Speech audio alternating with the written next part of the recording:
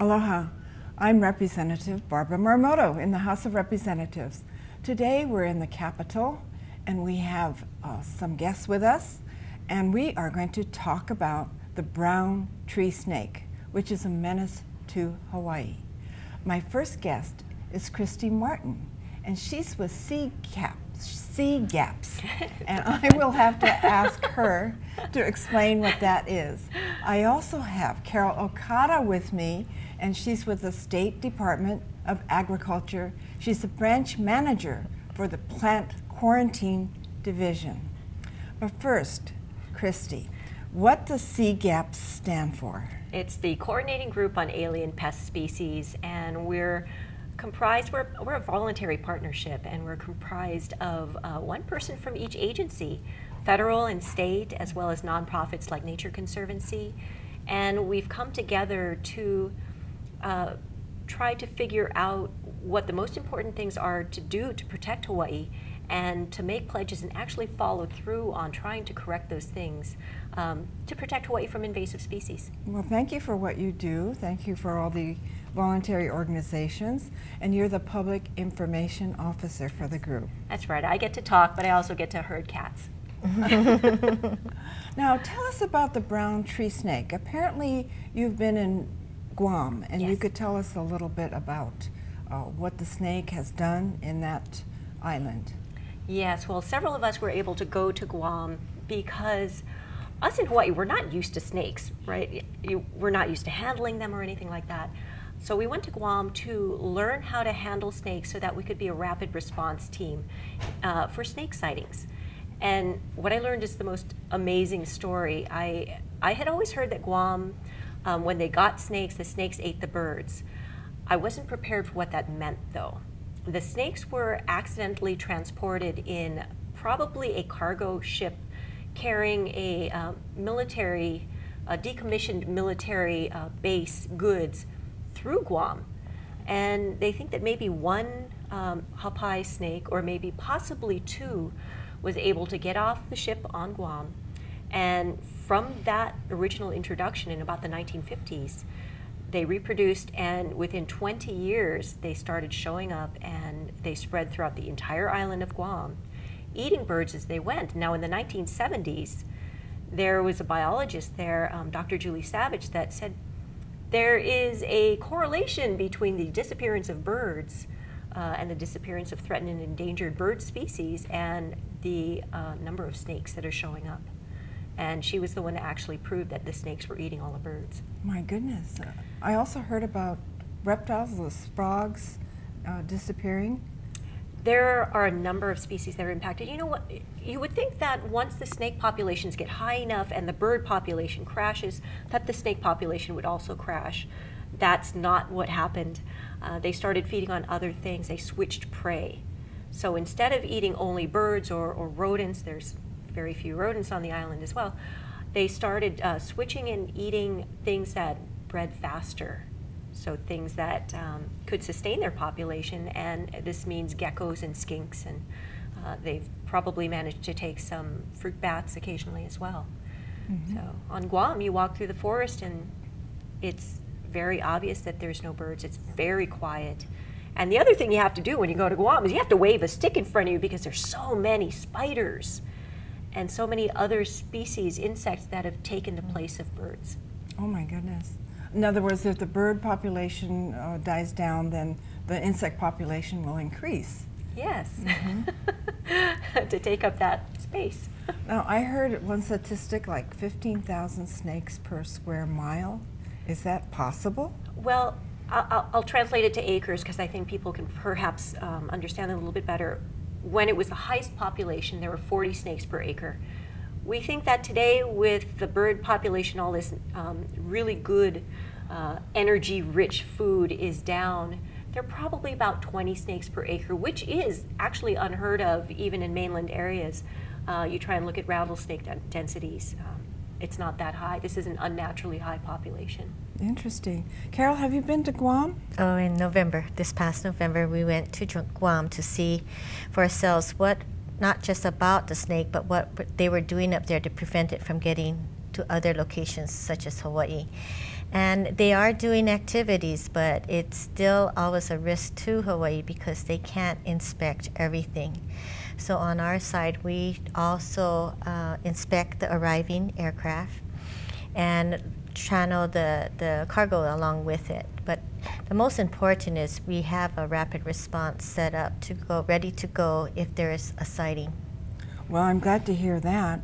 But just to go back to Guam a little bit, I understand that they've had a lot of power outages because of the brown tree snake. Is that possible?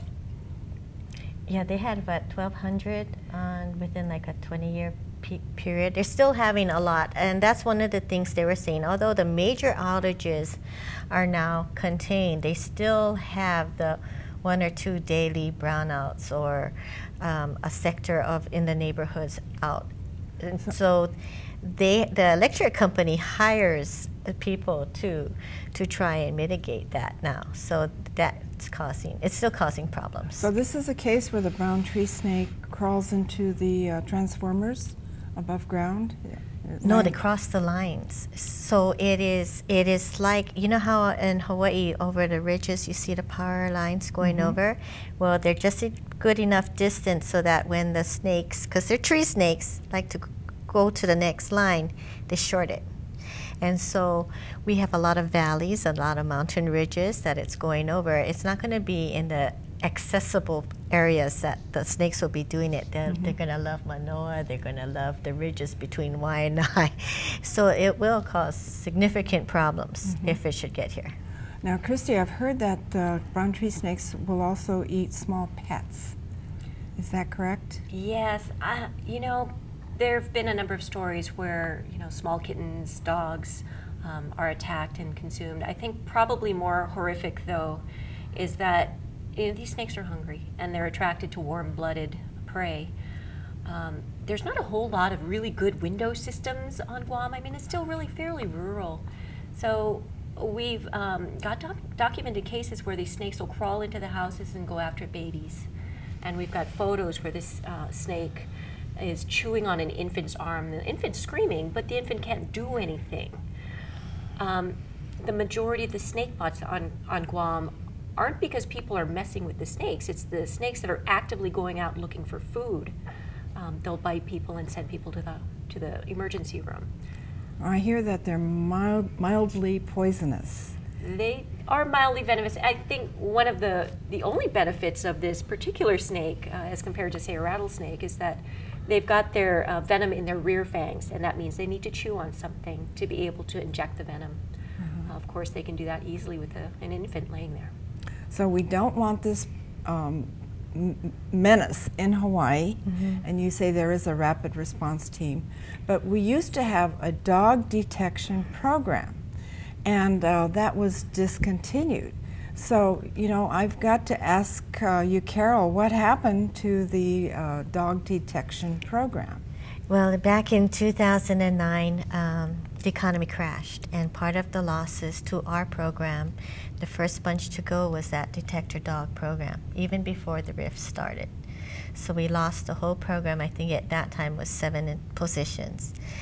And so we gave away the dogs.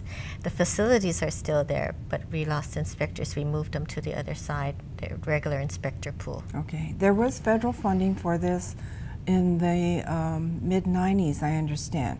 And I recall that I was the first legislator to be able to get an appropriation into the budget to help supplement the federal money, the program. But, you know, tell us about the dog detection program. I mean, how do these dogs operate? What kind of dogs are they?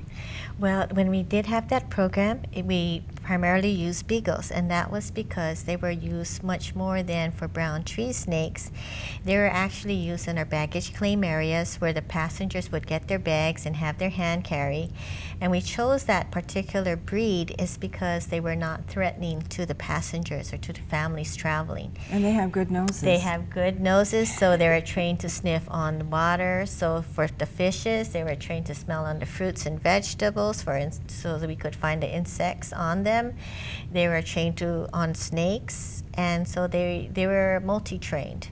And it was where they wouldn't attack the bag, they would sit down. And so it was a very passive way, and because of the breed and because of the beagles themselves, the public liked that. They weren't afraid of it. So we had a lot of their cooperation. But in addition to that, they were used in our freight forwarders, in the cargo that's coming through, not labeled that we're bringing in piranhas, not labeled that we're bringing in snakes, and they would go on the conveyor belt, sniff out the boxes, and we would get the package that way. And so they were very efficient in that means, not just doing it for the brown tree snake and the Guam flights, but just for a whole entire program. They were just an asset to us. Because we're so vulnerable here in Hawaii, where there's so many invasive species that want to come here. Right, and so it's like what the coqui frog did. You know, you wouldn't think they would cause a problem, but they like it here, and they just proliferate because there's nothing to keep them, you know, in control. And the same thing would happen for the snakes. There's nothing here that would keep them in control. Okay, one testifier that came up to testify to reinstate the program, the dog detection program, told us that there is a study that shows if this snake comes to Hawaii, there could be $400 million worth of damage, which is an astounding amount. But how could this snake, you know, affect agriculture, for instance? Well, that was a very conservative annual impact, so that's nothing. That's an annual impact, but it was because of the electricity, the loss of production when electricity goes out. So whenever we have just one power outage for a certain length of time, it causes havoc in our business and residential areas because you can't open the store. What happens to your refrigerator systems? And if it's occurring every week, you're going to have backup generation. All the costs goes up. But it was also because of the impact to the visitor industry. And I actually have to step in and correct the number because 400 million was the old study. Yeah. There was a study just published last year by the National Wildlife Research Center, that's a USDA office, and the economists did basically an input-output model study. If snakes were present, what would it cost, not just electrical, but also human health costs? But they also looked at tourism. And they did a study using tourists. You know, would you spend as long here if you knew that there were brown tree snakes and if there were less birds? Would you perhaps choose somewhere else? And a very small percentage of people answered yes to those questions. That tiny percentage bumped that number up to $2 billion a year. Oh dear, Yeah. that would be an impact. We had an egg producer testify in the Agricultural Committee that she feels threatened that the egg industry and the chicken industry might be affected by this snake if it got loose. So. Yes, they already had those impacts in Guam. So after, you know, the birds disappear, chickens are types of birds. So and they're locked in a coop, so it's very easy game for them. Mm-hmm. So this lady from Kalei Eggs, as I recall, she actually went down to Guam to look at the possibility of exporting eggs from Hawaii into Guam because there's no more egg industry there. Mm-hmm. And she said she witnessed freezers full of brown tree snakes they were put in there to get rid of them. And that was a frightening story.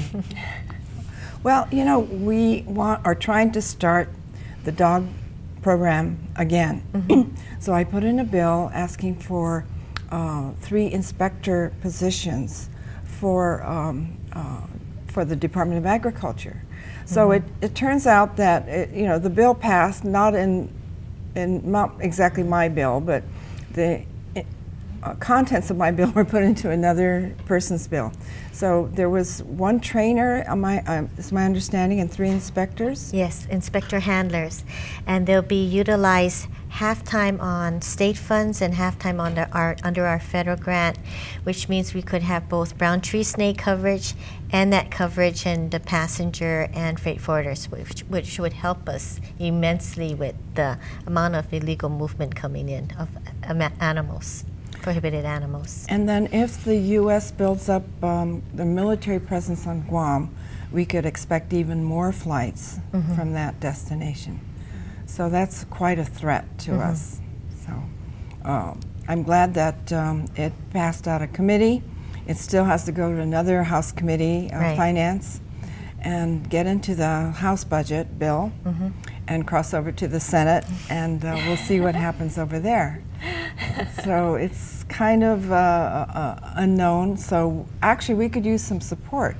If there's people who are opposed to the introduction of the brown tree snake here and would like to see the dog detection program reinstated, then they certainly should let their legislator know. Yes. Or work with groups like CGAPS and let the Department of Labor know also. So did you want to highlight any other bills that you are undergoing now? As important as having those inspectors and the dogs back on board our inspection facilities. And I really want to thank Carol and the Department of Agriculture for spearheading this effort, because I was amazed when I got to see finally the inspection system. These inspectors are working sometimes in storage closets, poorly lit. They've got fold-out tables. They're not sealed rooms, so they're not biosecure. We need to get these inspectors some facilities to work in so that they can do their job.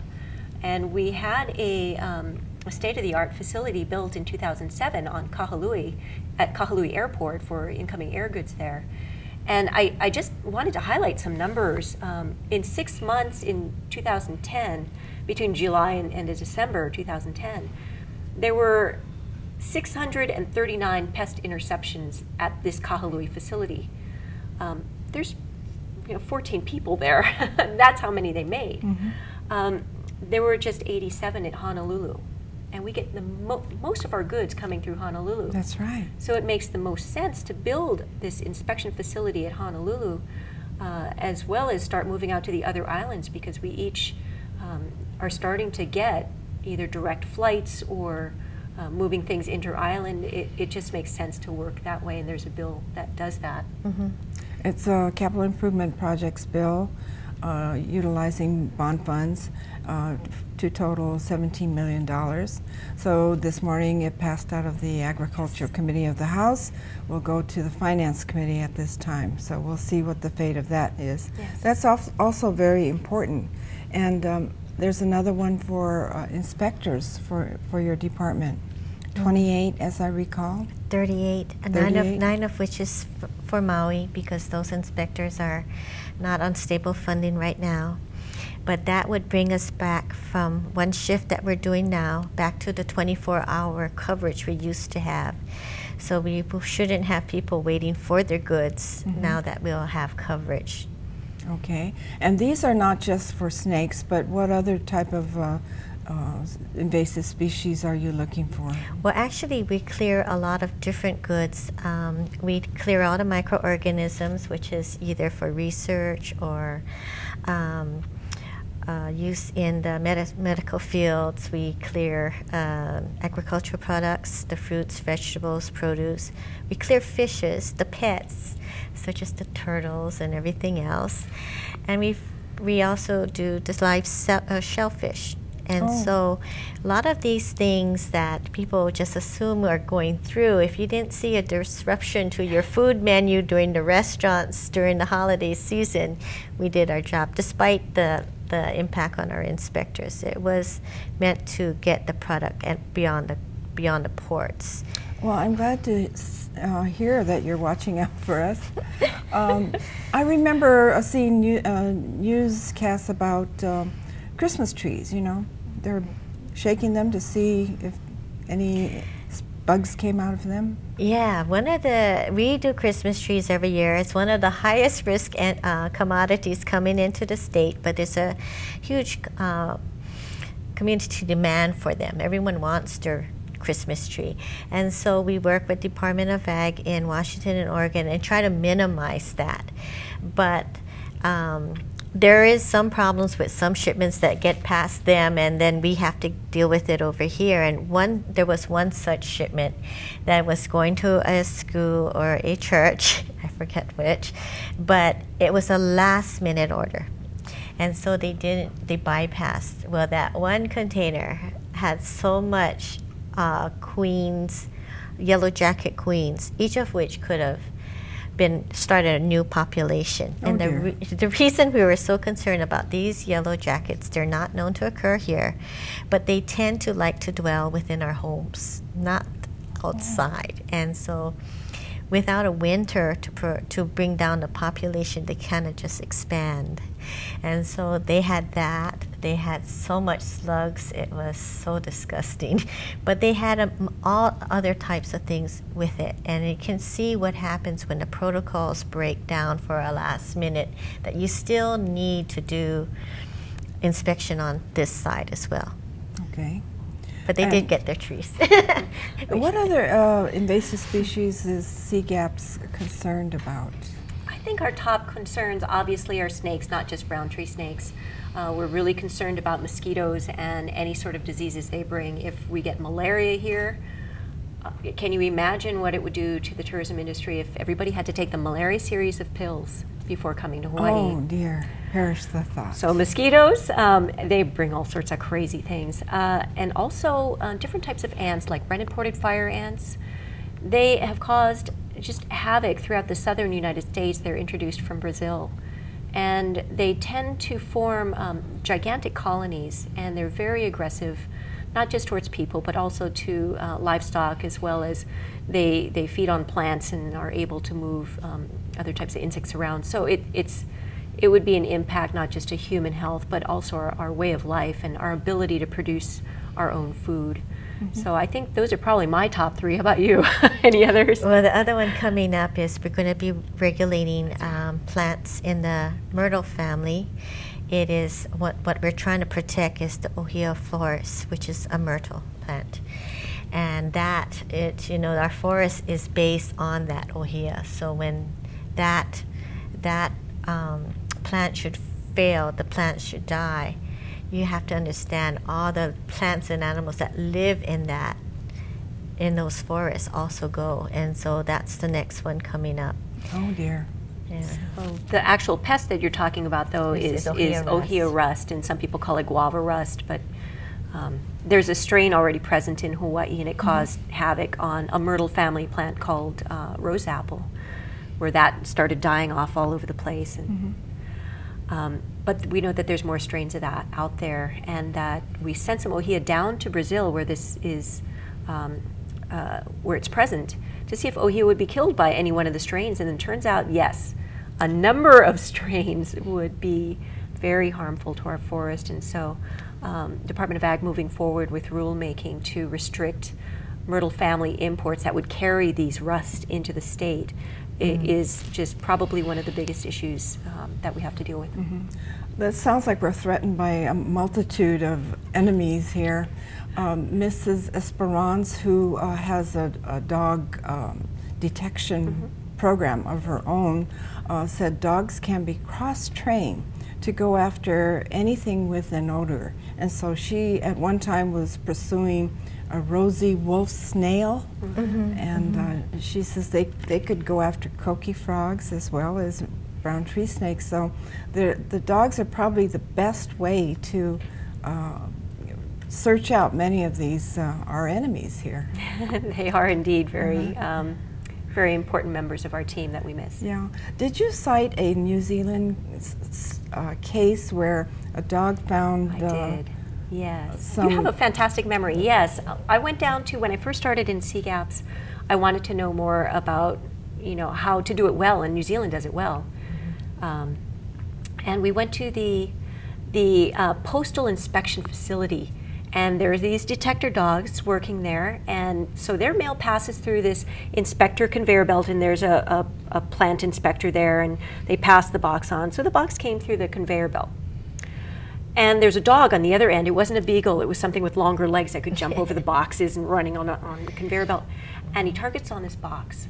And they don't sit nicely. They start scratching at the box. So, okay, they took the box off. They opened it up, and it was labeled household goods. Well, it's household goods in there. So I'm like, well, dog. Then the dog targeted on this box of pens. regular ballpoint pens. So they sent the box back through the inspector, and the inspector said, there's something in that pen. Unscrew the pens.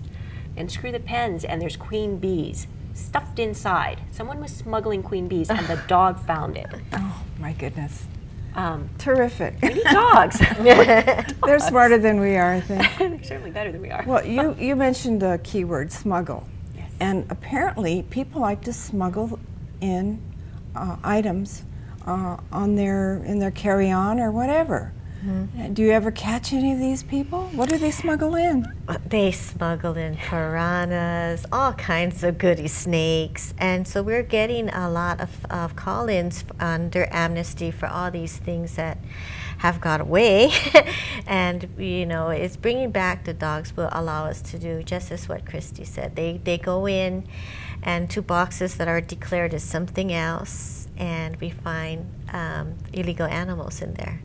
So it does help us. Oh my goodness. Well, and I remember the land department also came forward and testified, and they're concerned about invasive species also. And so, you know, hopefully the list of bills that we have coming forward will help us put up our defense for the state of Hawaii. I think the dog one was House Bill 1943. So this one is a key one for us, and the one with the inspectors was 1940. 1940. Yes. And the facilities one was 1941. Yeah.